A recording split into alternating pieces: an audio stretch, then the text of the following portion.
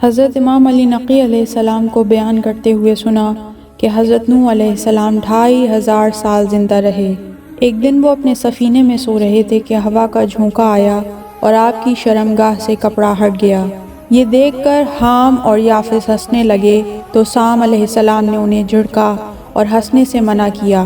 फिर हवा के झोंके से जब भी कपड़ा हटता साम उसको बराबर कर देते, मगर हाम और याफिस कपड़े को फिर हटा देते और मजाक उड़ाते। हज़रत नूह की आंख खुल गई और देखा कि दोनों हंस रहे हैं।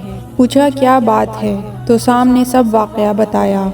ये सुनकर हज़रत नूह ने अपने हाथ आसमान की तरफ बुलंद किए और ये दुआ करने लगे कि परवरदिगार हाम के सल्ब के पानी को ऐसा बदल दे कि उससे सिर्फ हबशी पैदा हों। परवरदिगार याफिस के सल्ब के पानी को भी मुतग़य्यर कर दे। तो अब जितने भी हबशी हैं वो हाम की नस्ल से हैं और याजूज माजूज और चीनी सब याफिस की नस्ल से।